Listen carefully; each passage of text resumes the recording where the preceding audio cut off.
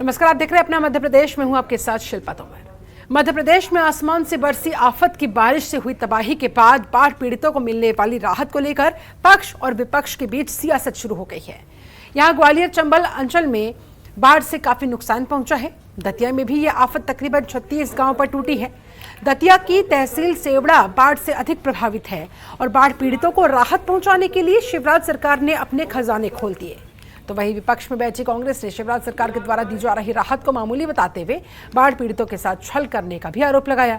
शिवराज सरकार के कई मंत्री बाढ़ प्रभावित इलाकों का जायजा लेने में जुटे हुए हैं, तो वहीं कांग्रेस भी कोई अवसर नहीं गंवाना चाहती। इसलिए कांग्रेस की एक बड़ी फौज पूर्व मुख्यमंत्री कमलनाथ और दिग्विजय सिंह के नेतृत्व में बाढ़ प्रभावित इलाकों का सर्वे और आंकलन करने में लगातार जुटी हुई है। बीजेपी सरकार के राज्य मंत्री लोक निर्माण एवं दतिया जिले के प्रभारी मंत्री सुरेश धाकड़ ने बाढ़ पीड़ितों से जी जान लगाकर बाढ़ से हुए नुकसान की भरपाई करने का वचन दिया। वहीं पूर्व मुख्यमंत्री दिग्विजय सिंह दतिया की बाढ़ प्रभावित तहसील सेवड़ा पहुंचे। उन्होंने तकरीबन 10 बाढ़ग्रस्त इलाकों का इस दौरान दौरा किया। बाढ़ पीड़ितों से सीधी बात करते हुए बीजेपी सरकार से मिलने वाली राहत को लेकर असंतुष्टि जताई। बाढ़ पीड़ितों ने पूर्व मुख्यमंत्री और राज्यसभा सांसद दिग्विजय सिंह को परेशानियों से भरे आवेदन भी दिए।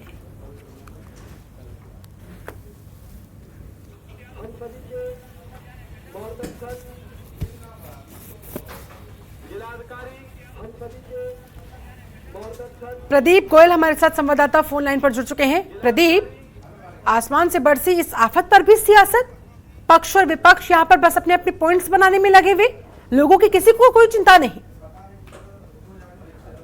सभी लोग अपनी क्या है कि रोटियां सेक रहे हैं जी कि मेरी सरकार बने या मेरी सरकार बने। सभी लोग एक एक करके बाढ़ पीड़ित इलाकों में पहुंच रहे हैं और सभी लोग जनता के बीच पहुंचने पर उन लोगों को आश्वासन दे रहे हैं कि जल्द से जल्द हम आपकी सभी पूर्ति करेंगे। जो मकान का नुकसान हुआ है, घरों का नुकसान हुआ है, आपके सामान जो बह गए हैं, सड़ गए हैं, नए मकान बनवा के देंगे। सभी लोग इस क्रम में लगे हुए हैं जी। ऐसे में आम लोगों की सुध लेने के लिए कोई वहां धरातल पर पहुंचा है? वहां पर राहत सामग्री तो पहुंचाई जा रही है, हालात लगातार बेकाबू होते जा रहे हैं। ऐसे में क्या कुछ अतिरिक्त तैयारियां देखने को मिल रही है? हाँ, नेता बता रहे हैं, यहाँ जो भी नेता आते हैं वह बता रहे हैं कि इन लोगों के लिए सभी तैयारियां कलेक्टर के द्वारा की जा रही हैं। सभी लोगों को मकान दिए जाएंगे। 6-6 हजार रुपए भी इनके खाते में डाले जा रहे हैं। इन सभी चीजों को लेकर कलेक्टर के द्वारा तैयारी की जा रही है कि सभी लोगों के मकान ऊंचाई पर बनाए जाएं तथा इन लोगों को जो जरूरत की सुविधाएं हैं वो उपलब्ध कराई जाएं। चलिए, कोशिश हो रही है अगर सरकार की तरफ से, तो विपक्ष को क्या आपत्ति है? सियासत क्यों हो रही है?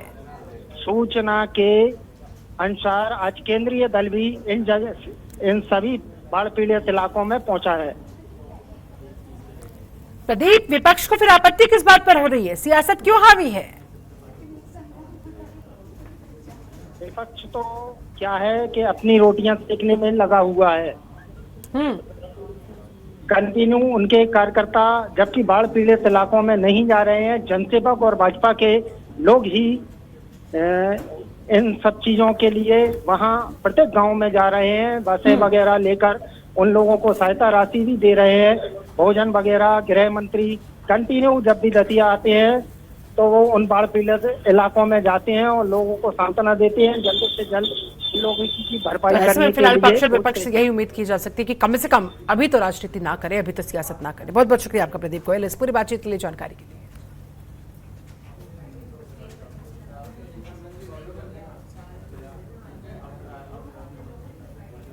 और बात बड़ी खबर की, मध्य प्रदेश के सभी आयुष कॉलेजों में ऑफलाइन क्लासेस शुरू कर दी गई। जी हां, आयुष संचालनालय के आदेश के बाद ऑफलाइन कक्षाएं शुरू कर दी गई। कोरोना गाइडलाइंस का भी पालन किया जा रहा है। जी हां, जो भी कोरोना की गाइडलाइंस है, मास्क का इस्तेमाल करना, सैनिटाइजेशन का इस्तेमाल करना, ये सारी गाइडलाइंस फॉलो हो रही हैं। कोरोना मरीजों की संख्या बढ़ने के बाद ऑफलाइन कक्षाएं दरअसल बंद कर दी गई थी। कोरोना मरीज कम हुए तो फिर से कक्षाएं शुरू कर दी गई। मध्य प्रदेश के सभी सरकारी आयुष कॉलेजों में ऑफलाइन कक्षाएं आज से शुरू कर दी गई। आयुष संचालनालय के आदेश के बाद ये फैसला लिया गया। सभी सरकारी कॉलेजों में कक्षाएं एक बार फिर से शुरू की गई। यहां कोरोना गाइडलाइंस का सख्ती से पालन किया जा रहा है। बता दें, कोरोना मरीजों की संख्या बढ़ने के साथ ही ऑफलाइन कक्षाएं बंद हो गई थी। इसके बाद मरीज कम हुए तो फिर से कक्षाएं शुरू कर दी गई।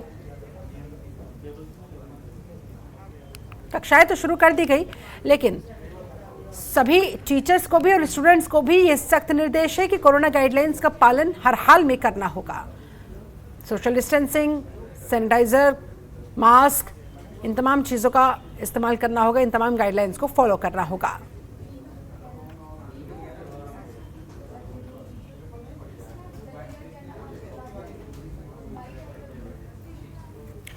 दरअसल कोरोना संक्रमण मामले बढ़ने के बाद ऑफलाइन क्लासेस बंद कर दी गई थी। ऑनलाइन मोड पर पढ़ाई चल रही थी, लेकिन वो इतनी इफेक्टिव नहीं होती जितनी ऑफलाइन क्लासेस, क्योंकि टीचर्स आपके सामने खुद मौजूद रहते हैं। तो आपको जो भी समस्याएं, जो भी दिक्कतें स्टूडेंट्स को होती थी, वो डायरेक्टली पूछ लिया करते थे। लेकिन अब एक बार फिर से ये फैसला लिया गया, क्योंकि केसेस अब कम हो गए हैं, तो फिर से कॉलेजों में कक्षाएं शुरू कर दी गई। दीपा श्रीवास्तव हमारे साथ, हमारे संवाददाता और ज्यादा जानकारी के साथ जुड़ गए हैं, उनका रुख करते हैं। दीपा, ऑफलाइन क्लासेस शुरू कर दी गई है, कोरोना गाइडलाइंस का कितना पालन होता हुआ नजर आ रहा है? जी शिल्पा, अगर बात की जाए आयुष कॉलेजेस जो है उनको एक बार वापस से ऑफलाइन मोड पे खोल दिया गया है। यानी कि बात की जाए मध्य प्रदेश की राजधानी भोपाल के खुशीलाल अस्पताल जो है उससे भी एक बार फिर से ओपन कर दिया गया है। स्टूडेंट्स वहां पर फिर से आएंगे। अब अगर बात की जाए कोरोना की, जिस तरह से तीसरी लहर की बात कही जा रही है शिल्पा, तो इसमें जो बात की जाए आयुष विभाग, उसकी भी एक बड़ी महत्वपूर्ण जिम्मेदारी हमें देखने को मिलती है।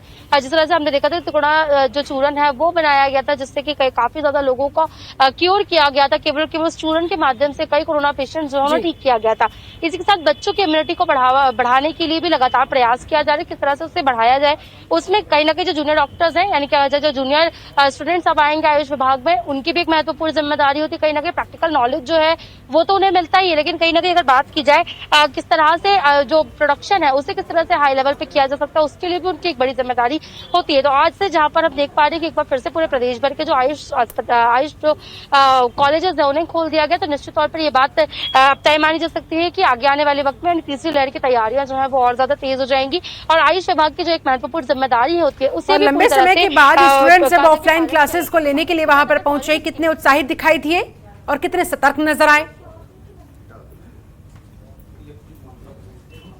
जी शिल्पा, अगर बात की जाए स्टूडेंट्स की तो काफी ज्यादा उत्साह उनके अंदर है। बकायदा हमने देखा कि पिछली बार भी जब कोरोना काल आया था तब भी उन्होंने, जो जूनियर डॉक्टर्स थे, उन्होंने लिखित में दिया था कि हम भी जो मरीज है उनकी सेवा करना चाहते हैं। जिसके बाद वहां पे जो लोग थे उन्हें एडमिट भी किया गया था। तो वही उत्साह एक बार फिर से आयुष डॉक्टर्स में हमें देखने को मिला है। जब ऑफलाइन क्लासेस वापस से स्टार्ट हुई है तो कहीं ना कहीं लोगों में उत्साह तो है। इसी के साथ सोशल डिस्टेंसिंग, मास्किंग, सैनिटाइजेशन, इन सभी चीजों का भी ध्यान रखा जा रहा है। प्रयास किए जा रहे हैं कि कॉलेजेस तो खोले गए, लेकिन कहीं ना कहीं वो सारी कोरोना की गाइडलाइंस को पालन किया गया ताकि जो तीसरी संभावित लहर है उससे कहीं ना कहीं बचा जा सके। जी, और कहीं ना कहीं कॉलेज में बच्चे इतने मैच्योर तो हो जाते हैं कि अपना भला बुरा वो सोच सकते हैं, कोरोना की गंभीरता को वो समझ सकते हैं। ऐसे में कहीं ना कहीं रिलैक्स हुआ जा सकता है, लेकिन गाइडलाइंस के साथ, सतर्कता के साथ। जी शिल्पा, निश्चित तौर पर ये बात कही जा सकती है। और अगर बात की जाए आयुष कॉलेज भले ही खोल दिए गए, लेकिन वैक्सीनेशन जो है तो उसको प्राथमिकता दी गई है। यानी कि भले ही अगर मैं बात करूं चाहे आयुष कॉलेजेस की या नॉर्मल कॉलेजेस भी अब खुलने वाले हैं, उनके लिए भी ये गाइडलाइन सख्त रखी गई है कि कम से कम फर्स्ट डोज जो है वो तो इंसान का कंप्लीट होना ही चाहिए। उसके बाद ही उन्हें कॉलेज के अंदर एंट्री मिलेगी। एक जिस तरह से डॉक्यूमेंट सारे बच्चों से लिए जाते हैं उसमें एक वैक्सीनेशन का जो सर्टिफिकेट है वो भी मांगा जाएगा। और ये चीज आयुष अस्पताल में भी हमें देखने को मिली कि वहां पर भी कॉलेज के अंदर बच्चों से वैक्सीनेशन का मतलब होना उनको कंपलसरी बताया गया, उसके लिए भी सर्टिफिकेट मांगा गया। उसके बाद ही उन्हें कॉलेज आने दिया गया। इसी के साथ ये बात भी तय की गई है शिल्पा कि बच्चे तो मैच्योर हैं ही, लेकिन जो कैपेसिटी है उससे आधी कैपेसिटी के लोगों को बुलाया जाए ताकि केओस जो है वो ना हो सके और जो जिस तरह से सोशल डिस्टेंसिंग है उसका भी सही तरह से पालन हो सके। बिल्कुल, बहुत बहुत शुक्रिया आपका दीपा श्रीवास्तव इस पूरी बातचीत के लिए, पूरी जानकारी के लिए। चलिए बढ़ते हैं खबरों में आगे। मध्य प्रदेश में बढ़ रहे कोरोना के मामले पर चिकित्सा शिक्षा मंत्री विश्वास सारंग ने कहा कि सरकार कोरोना के मामलों पर नजर रखे हुए है। रोजाना तकरीबन 75,000 सैंपल्स लिए जा रहे हैं। अब 30 लोगों की कॉन्टैक्ट ट्रेसिंग बढ़ा रहे हैं। कोरोना की तीसरी लहर से निपटने की तैयारियां चल रही है, कहीं कोई कमी नहीं है, ये दावा उनकी तरफ से किया गया। इस दौरान उन्होंने कहा, मैं लोगों से कहना चाहता हूं, कोरोना प्रोटोकॉल्स का ध्यान अवश्य रखें। बता दें कि मध्य प्रदेश में कोरोना के खिलाफ लड़ाई जारी है। वैक्सीनेशन की रफ्तार बढ़ाने के लिए लगातार प्रयास जारी है। इसी बीच शिक्षा मंत्री चिकित्सा के विश्वास सारंग कहते दिखे कि एक बार फिर से वैक्सीन का महाअभियान चलेगा। चिकित्सा शिक्षा मंत्री विश्वास सारंग ने ऐलान किया कि मध्य प्रदेश में 25 अगस्त और 26 अगस्त को फिर से वैक्सीनेशन शिविर लगाए जाएंगे। देश के पूर्व पीएम अटल बिहारी वाजपेयी की पुण्यतिथि पर मंत्री विश्वास सारंग ने कहा, अटल बिहारी वाजपेयी ने देश की राजनीति को नया आयाम दिया है। अपनी कार्यशैली से दुनिया में भारत का नाम ऊंचा उठाया है।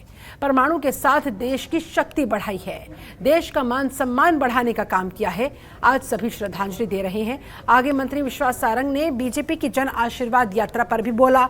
उन्होंने कांग्रेस के सवाल उठाने पर कहा कि कांग्रेस को ऐसे कार्यक्रमों में कुछ भी पॉजिटिव नजर नहीं आएगा, क्योंकि वो तो सिर्फ नकारात्मक देखते हैं। कांग्रेस के नेता ऐशो आराम के लिए नेता बनते हैं और बीजेपी के नेता जनता का विकास करने के मकसद के साथ। कांग्रेस का कोई नेता जनता के बीच नहीं जाता, जबकि हमारी पार्टी का एक एक नेता लोगों के बीच अपनी मौजूदगी दर्ज करवाता है।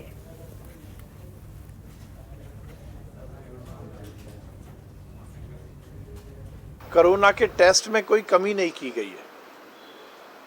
मैं पहले भी बता चुका हूं कि लगभग 70,000 से 75,000 टेस्ट हम लगभग रोज कर रहे हैं और ये सुनिश्चित कर रहे हैं कि कोरोना के जो भी पॉजिटिव केस हैं उनको जल्द से जल्द आइडेंटिफाई किया जाए। वैक्सीनेशन जो कि कोरोना संक्रमण को रोकने का सबसे धारदार हथियार है, वो भी बहुत तेजी से चल रहा है।